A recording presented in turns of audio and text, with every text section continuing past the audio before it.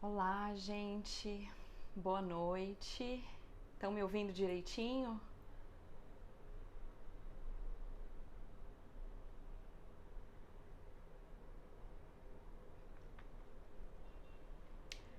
Bom, vamos lá. Sejam bem-vindas, sejam bem-vindos. Essa é uma live só para falar de frontoplastia para vocês, que acho que é o tema que mais há interesse, mais há dúvidas aqui no momento. Bom, para quem ainda não me conhece bem, eu sou a doutora Patrícia Marques, eu sou cirurgia plástica. O foco atual do meu trabalho é frontoplastia para reduzir o tamanho da testa, mas eu também faço cirurgia plástica geral. Enfim, essa é a primeira live que eu faço, eu já participei de outras, mas essa é a primeira que eu faço.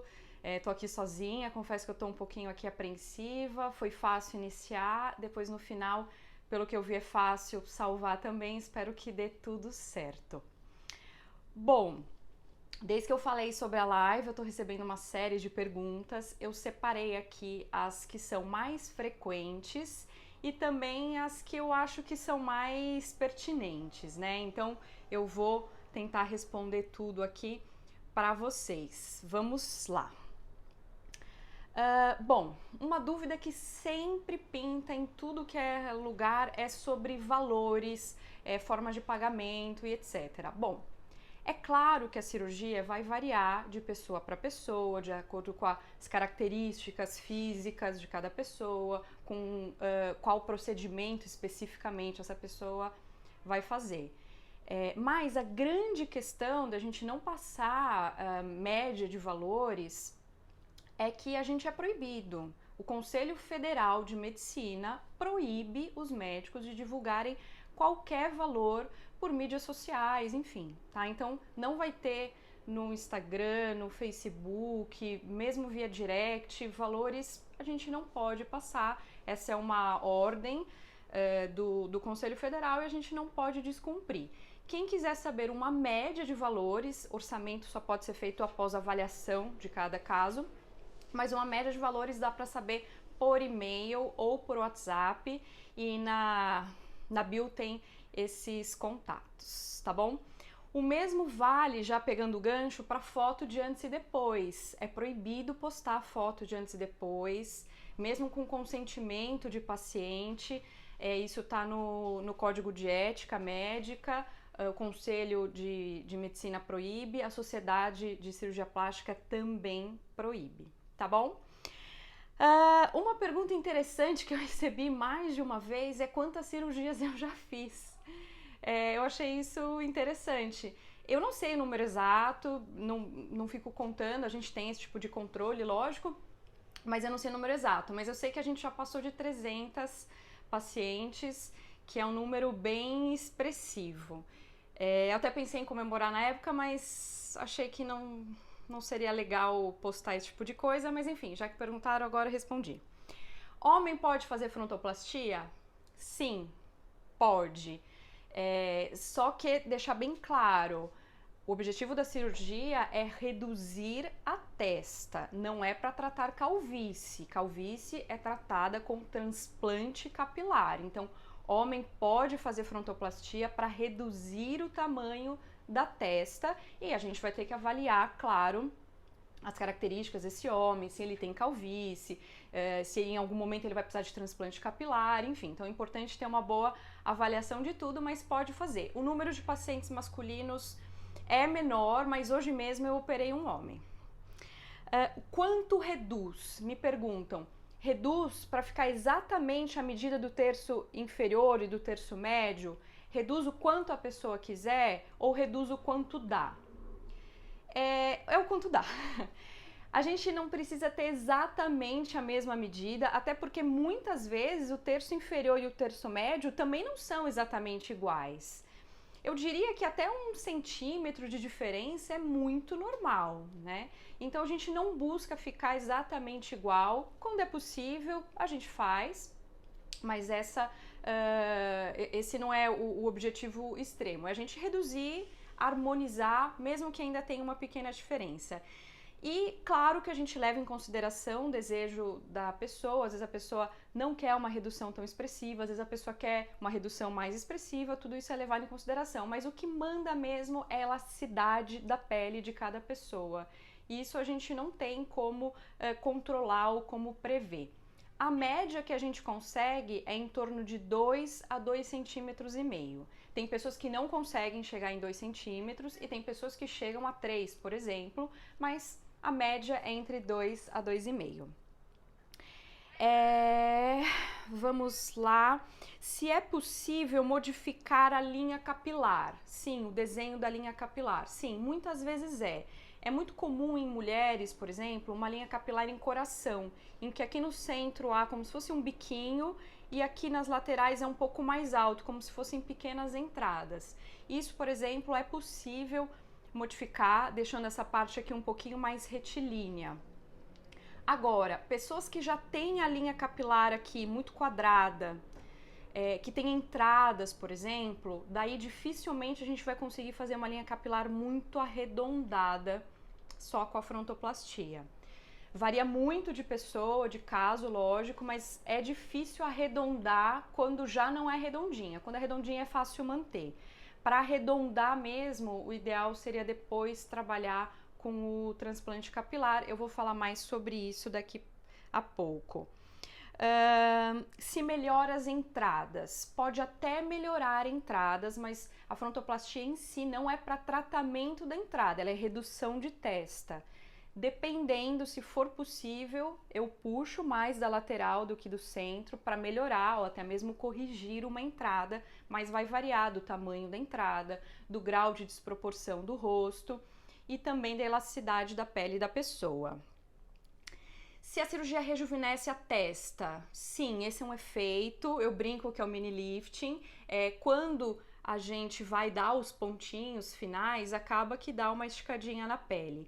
Isso não é o suficiente para corrigir flacidez de pálpebra, é frequente receber pacientes que já estão na casa dos 40, 50 anos, que têm indicação de blefaroplastia, cirurgia da pálpebra e que às vezes pensam que a frontoplastia vai levantar e vai corrigir. Não vai. A frontoplastia avança o couro cabeludo. Ela corrige o tamanho da testa.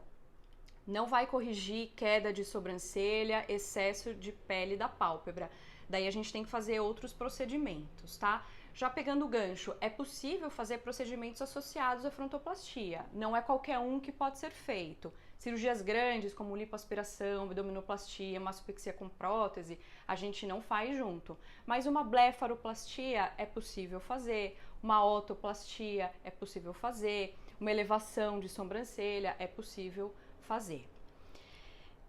Se o couro cabeludo volta para trás, não. O couro cabeludo ele é fixado nas camadas profundas, o resultado da cirurgia é permanente.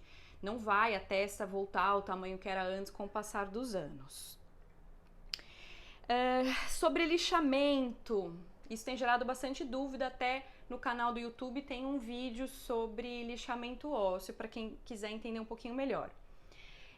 Quem pode fazer ou quem deve fazer o lixamento? São pessoas que têm o osso frontal mais projetado para frente. Às vezes são 2 calinhos, 2 calombinhos e às vezes é toda a porção central. Isso varia muito de pessoa. As pessoas que têm essa característica podem fazer o lixamento ósseo, é a mesma incisão da frontoplastia, que a gente aborda a região da testa. Com auxílio de uma máquina, a gente desgasta a camada externa do osso. O osso tem 3 camadas, a camada de dentro e do meio a gente não pode mexer, que é uma questão de segurança, e a camada de fora a gente pode desgastar. Esse lixamento é muito menos agressivo do que as pessoas imaginam, ele não dói, ele não oferece um pós-operatório mais arriscado ou mais difícil. Geralmente, quando faz o lixamento, fica um pouquinho mais inchado, região de olhos e da testa também, mas ele é algo bem tolerado. Para saber se precisa, o exame físico e às vezes a própria pessoa sente passando a mão, vê no espelho, a própria pessoa muitas vezes percebe. Isso é sempre um ponto que eu avalio na consulta também. Vamos lá. Se consegue ficar totalmente retinho o osso da testa após o lixamento? Depende. Tem casos que sim e tem casos que a gente lixa o máximo possível e mesmo assim pode ter uma projeção residual. Daí a gente vai ver o benefício que a gente teve, né? O quanto que a gente conseguiu reduzir essa projeção, suavizar a fronte, mesmo que não seja um resultado 100%, sempre tem uma diferença muito grande e ele complementa muito o resultado do avanço capilar nos pacientes e nas pacientes, claro, que tem a indicação. Se pode fazer somente o lixamento ósseo, uma pessoa tem a testa na proporção adequada, mas tem uma projeção óssea e deseja corrigir apenas isso? Pode, sim, é uma opção. Geralmente, nesses casos, a gente não faz a incisão aqui na linha capilar, a gente faz dentro do couro cabeludo para que a cicatriz fique completamente camuflada. É uma possibilidade. Sobre a fixação do couro cabeludo, as pessoas têm me perguntado muito se eu uso aquela técnica dos grampos, o nome comercial é Endotine. Não, eu não utilizo. O Endotine é um produto muito bom, ele é muitas vezes necessário para a cirurgia de feminização facial que as mulheres transexuais fazem, mas as mulheres cissexuais, que é o meu público, não necessitam. Então eu não utilizo esse produto, porque apesar de muito bom, ele pode ter problemas, ele pode ter complicações, ele eleva muito o custo da cirurgia e ele também aumenta o tempo operatório. Então eu não costumo usar, eu faço um outro tipo de fixação, que é mais simples, eu que estou habituada, acho que é muito mais prática, inclusive, e o resultado é muito bom. Eu tenho um segmento longo já de pacientes operadas já há vários anos, então eu posso falar já com um bom grau de confiança que o couro cabeludo fica bem fixo, sem o uso de grampos, de nada, de nenhum tipo desses dispositivos. Sobre queda de cabelo, também é uma coisa que me perguntam bastante. Toda cirurgia, parto, amamentação, situações de estresse, tudo isso gera uma alteração hormonal e metabólica no corpo que se chama eflúvio telógeno. Então, é sim muito comum que as pacientes no pós-operatório de frontoplastia notem que está caindo mais cabelo. Essa queda é da cabeça toda, porém, essa parte aqui da frente, a queda é um pouco mais intensa e bem mais perceptível. É comum que o cabelo fique um pouquinho mais ralinho, às vezes algumas pequenas falhas também. Esse é um efeito normal do corpo, ele é temporário também. Então, o cabelo que cai, ele volta a crescer e a gente faz uma série de tratamentos. É importante avaliar e saber cuidar bem do cabelo. Isso é uma parte importante do pós-operatório da frontoplastia. Saber cuidar do cabelo e da cicatriz, tá? Mas então, sim, pode cair cabelo, mas vai voltar a crescer. Sobre riscos, bom, a frontoplastia, ela é uma cirurgia relativamente pequena dentre as cirurgias plásticas, ela é pouco agressiva e ela tem um pós-operatório bastante tranquilo no geral, pouca dor, não exige um pós-operatório muito trabalhoso da parte das pacientes. Porém, toda cirurgia sim tem riscos. Isso é sempre um ponto discutido na consulta. Sempre vai ter risco de, por exemplo, infecção, abertura de pontos, formar uma coleçãozinha líquida chamada seroma, que às vezes a gente precisa puncionar para esvaziar. E existem também riscos de saúde também, por exemplo, ter uma trombose, tromboembolismo pulmonar, que são questões que a gente sempre se preocupa muito em cirurgia plástica. Tudo isso é discutido durante a consulta e também pode variar de acordo com a situação de saúde de cada paciente. Pronto, agora eu acho que voltou. Bom, então a questão dos riscos sempre vai ser conversada de acordo também com a saúde de cada pessoa na consulta, é uma parte importante até dessa avaliação. O tempo que demora para recuperação. Isso também pode variar de pessoa para pessoa e o que significa essa recuperação, né? Se essa recuperação é voltar ao trabalho, se ela é voltar para academia, que tipo de esporte as pessoas fazem. Mas no geral, eu peço 10 dias um pouco mais tranquilos, sem fazer atividade física, sem se esforçar muito, sem exagerar muito, e depois de 10 dias eu libero para atividade física leve e para o retorno ao trabalho também. Quem pode trabalhar de home office, eu permito que volte antes, tá bom? Sobre exames pré-operatórios. Bom, isso varia de acordo com cada pessoa.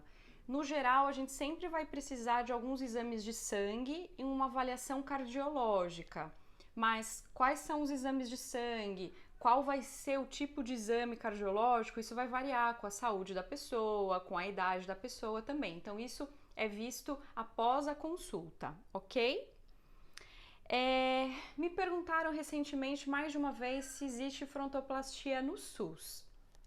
Até onde eu sei, não existe e duvido até que vai encontrar esse tipo de cirurgia pelo sistema público. Se a cicatriz fica próxima do cabelo, sim, a cicatriz fica bem grudadinha aqui no couro cabeludo, mais ou menos dessa altura aqui até o outro lado, então o corte não vem até a orelha. É uma linha geralmente fininha, clarinha, costuma ser mais clara do que a pele, bem rente ao couro cabeludo e com alguns fiozinhos de cabelo nascendo na própria cicatriz. Então, no geral, uma cicatriz bastante discreta, é fácil de camuflar com um pouquinho de maquiagem também. Ela não chega a ser invisível, isso eu sempre também gosto de falar para não ter mal entendido. Ela pode ser vista se tiver sem maquiagem, se alguém olhar bem de perto, reparando. Vai variar de acordo com a pele de cada pessoa, com a cicatrização também de cada pessoa, mas ela costuma ser bem discreta e sim, bem grudadinha no couro cabeludo. O tempo de retirada de pontos, em média de 7 a 10 dias. Se precisa de acompanhante, não é obrigatório vir com acompanhante. Se puder, ótimo, mas não é necessário. No pós-operatório, a pessoa vai ter total condição de tomar banho, de se alimentar, de fazer suas coisas, então não é obrigatório vir com acompanhante. Se precisa ficar em São Paulo, sim, via de regra sim, chegar com um dia antes de antecedência e após a retirada dos pontos, daí eu libero para voltar para sua cidade. Quanto tempo demora para cicatrizar? Bom, a cicatrização completa demora 1 ano e meio a 2, é um processo longo, mas os 6 primeiros meses é o período que a cicatriz mais muda. Então, no início, ela é mais larguinha, ela é mais rosada também. Quem tem a pele clara percebe esse rosado mais fácil do que quem é moreno. Com o passar dos meses, essa cicatriz ela vai afinando e vai clareando progressivamente.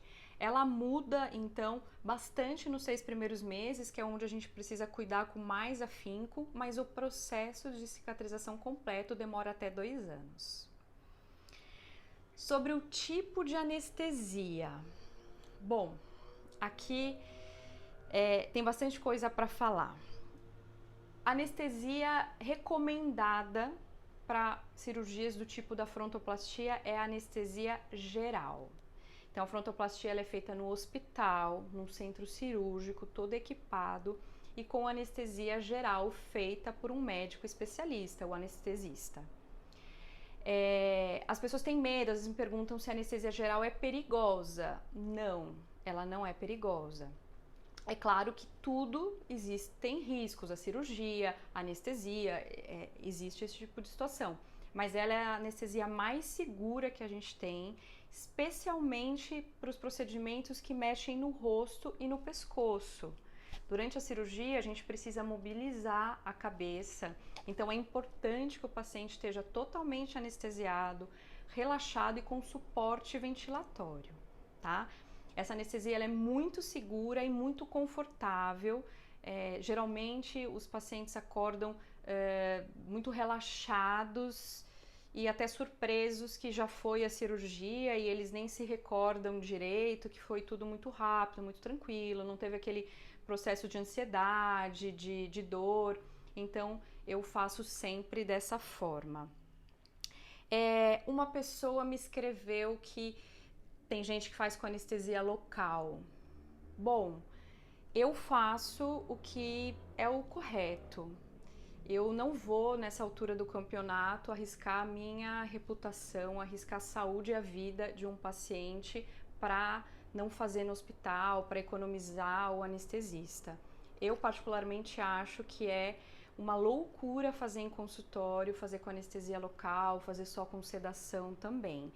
Então eu sigo sempre o que é o mais seguro, porque eu quero dormir tranquila à noite de que todos os meus pacientes, as minhas pacientes estão bem, ok? A outra pergunta interessante é: por que a cirurgia é pouco conhecida e por que poucos profissionais são capacitados no Brasil? Eu não sei.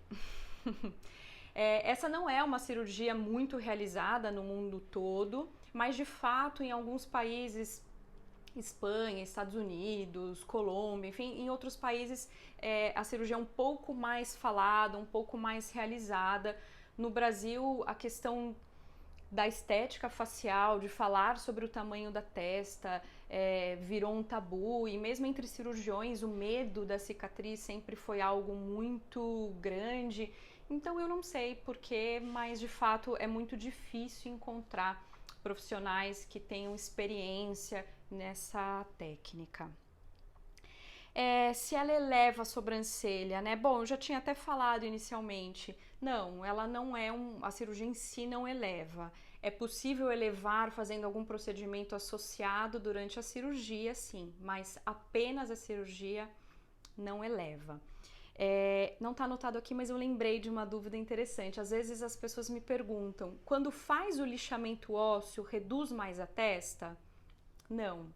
Uma coisa não tem nada a ver com a outra, porque o lixamento ósseo é dessa região da testa e o avanço é da cabeça, tá? Então não muda nada. Eu recebi muitas perguntas de pacientes falando assim: se tem tal questão de saúde, pode operar? Isso não tem uma resposta padrão, tá? O que eu mais recebi foi sobre alopécia, imagino que seja alopécia androgenética. No geral, não é um problema, pode fazer a cirurgia, mas claro que pode ser que alguém não possa operar eventualmente. Alopécia fibrosante, me perguntam muito. Alopécia fibrosante é uma questão, uma alopécia bem mais séria, a gente ainda sabe pouco a respeito, então não é impossível operar, mas isso tem que ser muito bem visto, inclusive com tricologista, se tem condição de operar. Recebi também sobre lúpus, a mesma coisa. A gente precisa ver o tipo de medicamento que a pessoa toma, a opinião do colega que conduz o caso, então no caso um reumatologista. Quando tem algum problema de saúde envolvido, a gente precisa estudar, ver o quanto que ele impacta na saúde, o quanto que ele impacta na recuperação cirúrgica, para saber se é possível ou não. Via de regra, não é possível sem bater o martelo, sem essa análise individualizada se pode ou não pode. O que eu quero fazer uma adenda sobre cigarro, tá? Cigarro é não, sempre. Toda cirurgia plástica, toda cirurgia de qualquer especialidade não pode operar fumando, né? Claro que para cirurgias de emergência vai ser outra situação, mas uma cirurgia eletiva, a gente sempre vai pedir que o paciente pare de fumar por pelo menos 30 dias antes e 30 dias depois da cirurgia, porque o cigarro aumenta muito o risco de complicações, tanto pulmonares, anestésicas, tromboembólicas, quanto abertura de pontos, infecção de pontos, uma cicatriz de menor qualidade estética, então é importante parar sim de fumar. E o anticoncepcional eu também gosto de comentar. Para as mulheres que tomam comprimido, pílula, e que puderem parar antes da cirurgia, em torno de 30 dias também, isso é melhor, porque o anticoncepcional aumenta o risco de trombose, a cirurgia também é um fator de risco para trombose, então o ideal é que se suspenda.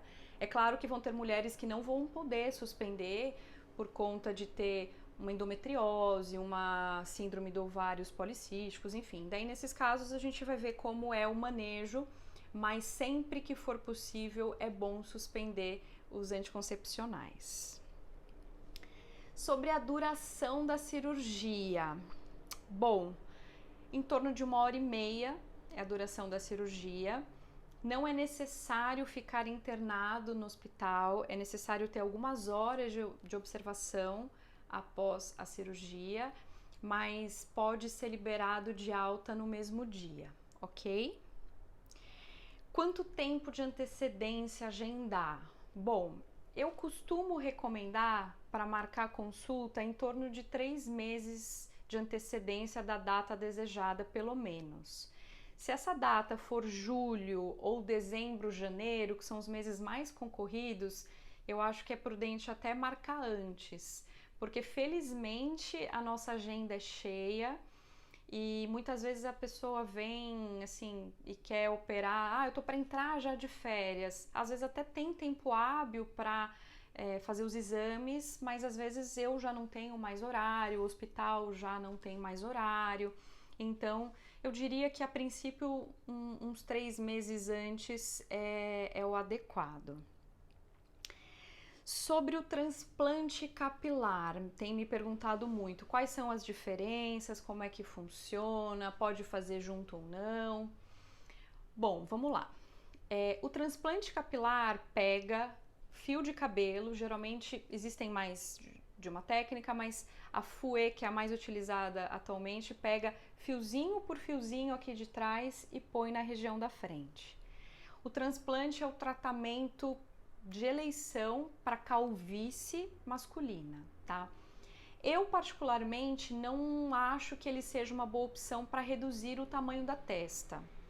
Por quê? Principalmente 2 motivos. Primeiro, ele usa um cabelo mais grosso, que é o cabelo aqui de trás, numa região que o cabelo é muito fino. Então, muitas vezes fica artificial. Tem que ser feito de uma maneira muito cuidadosa para que não fique artificial.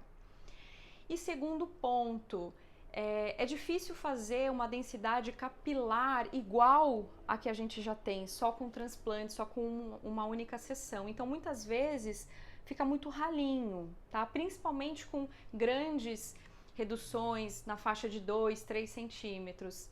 Então, geralmente, o resultado do transplante capilar para reduzir o tamanho da testa é muito pobre, então eu não recomendo.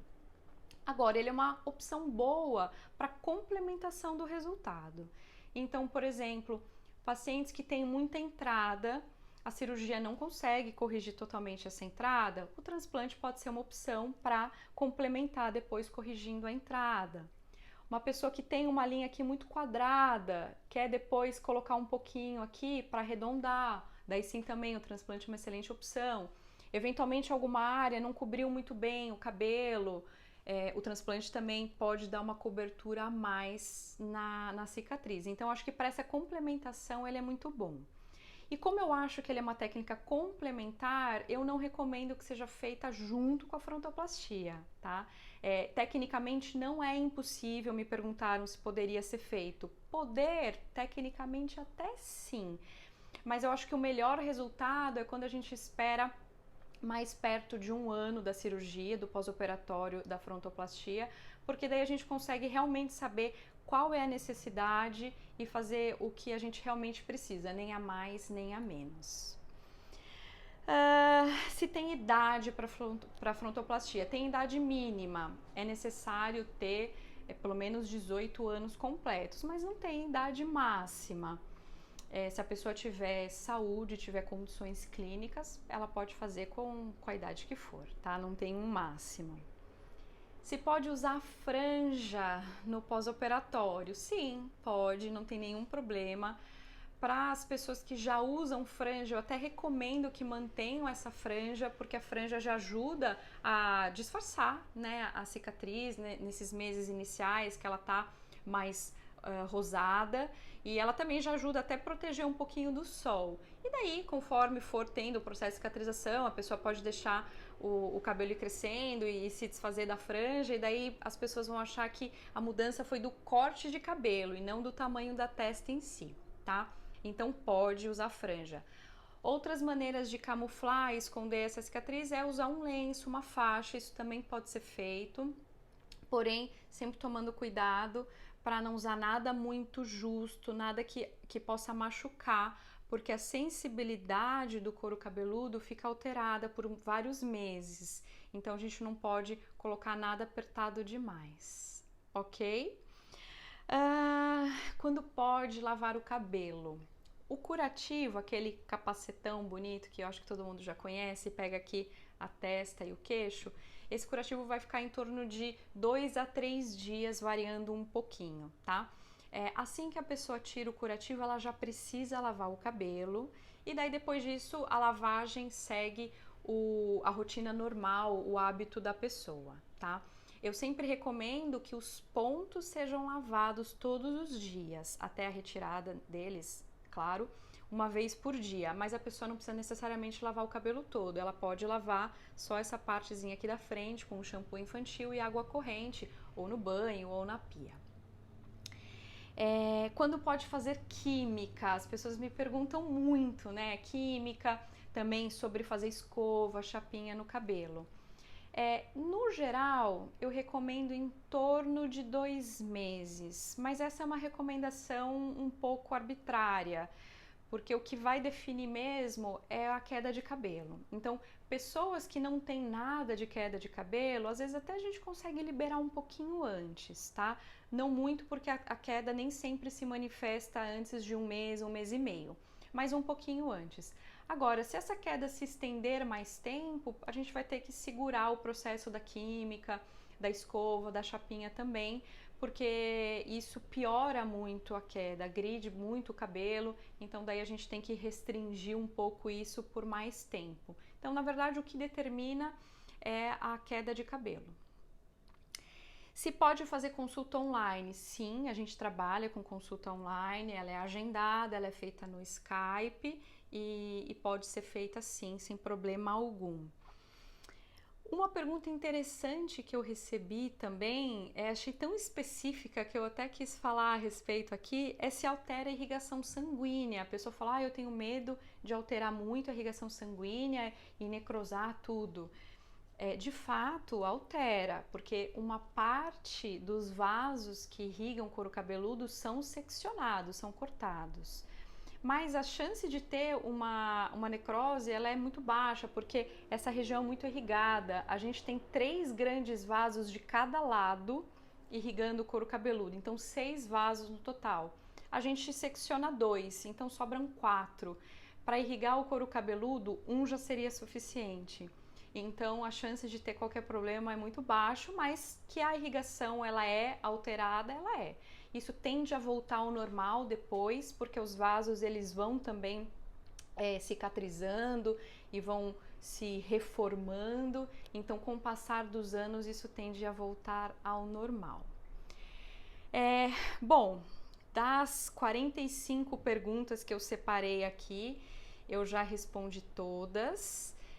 Tô vendo que tem bastante gente aqui até comentando, tem pacientes. Estamos com 202 pessoas assistindo, eu acho que é um número bem alto. Agradeço a todo mundo que está aqui prestigiando o meu trabalho, isso me deixa muito feliz. Como esse tema é muito pouco falado ainda, eu felizmente tenho muitas pacientes que têm divulgado, então isso ajuda pessoas verem resultados, se basearem na experiência de outras pessoas, isso dá muita confiança, mas eu sei que ainda é difícil achar informação a respeito. Para não ficar uma situação também muito difícil, eu resolvi fazer uma lista de transmissão no Telegram, onde eu pretendo colocar vídeos, materiais informativos. Pronto, voltamos. Então eu pretendo fazer essa lista no Telegram para colocar material informativo para vocês, para que pessoas possam divulgar também a sua experiência, quem desejar falar sobre a sua experiência. Acho que isso pode facilitar um pouco da comunicação, né? Claro que todas as informações importantes são ditas em consulta, todas as dúvidas vão ser esclarecidas em consulta, avaliação individualizada, mas eu acho que pode ajudar a gente ter um espaço para colocar dúvidas específicas. Às vezes eu percebo que as dúvidas se repetem, né? Então, daí eu posso surgir uma nova dúvida aí, posso fazer um vídeo, um material, enfim, escrever um texto, alguma coisa e passar direto para vocês. Então, eu vou ver se eu consigo colocar agora aqui o link.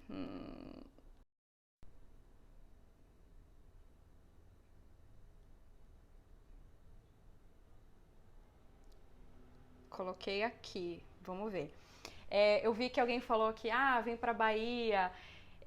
De certa forma eu adoraria, né, operar na Bahia, no Rio, em Curitiba, mas a logística não é possível, porque eu preciso em outro lugar, eu preciso de autorização do conselho regional local, eu preciso de um consultório, eu preciso de um anestesista, de um auxiliar, de uma instrumentadora, e fora que assim, já tá difícil operar todo mundo aqui em São Paulo. Se eu ainda tiver que me deslocar, eu vou acabar operando menos, entendeu? Então fica muito difícil para mim. Por isso que eu peço que vocês venham. Eu vi alguém falando, quem é de fora, tira ponto aqui em São Paulo igual, né? A recomendação geral é que fique aqui nos primeiros dias até a retirada dos pontos, e daí quando eu tiro os pontos, eu libero para viajar de volta para a sua cidade. Tô vendo que tem bastante gente. BH eu tenho bastante paciente, Goiânia, Rio bastante também, Curitiba bastante. Que ótimo. Eu vou pôr sim o link nos stories, pode deixar, daqui a pouquinho eu ponho. Não se preocupem. Quem me perguntou aqui, cidade de São Paulo, sim, tá? E bom, eu acho que é isso. Acho que respondi bastante coisa. É difícil esgotar o assunto, ainda mais que é um assunto pouco falado, é um assunto que eu gosto muito, particularmente. Mas eu acho que tendo esse Telegram a gente consegue ir pouco a pouco informando cada vez melhor, e daí sempre que tiverem dúvidas, tudo isso, o específico de cada pessoa a gente vai ver em consulta. Sempre que forem para consulta, façam uma listinha de dúvidas também, porque chegar na hora da branco é normal, tá? Mas se já tiver uma listinha, geralmente a maior parte eu acabo falando, mas pode sobrar uma coisinha ou outra, daí vocês já me perguntam. Gente, é isso. Eu vou encerrar aqui. Foi um prazer fazer essa live. Tava um pouquinho nervosa, mas faz parte. Não consegui ler, enquanto estava falando, não consegui ler todos os comentários. Depois, imagino que os comentários fiquem no vídeo, então eu vou ver também. Se tiver coisa muito diferente do que eu falei, eu aproveito para fazer material a mais e já colocar nesse Telegram. E não se preocupem que eu vou colocar o link nos stories. Quem precisar, via WhatsApp do consultório, a gente vai passar. Não vai ser um problema entrar nesse Telegram, tá bom? Espero que vocês tenham gostado. Para mim foi um prazer muito grande e até uma próxima. Beijos!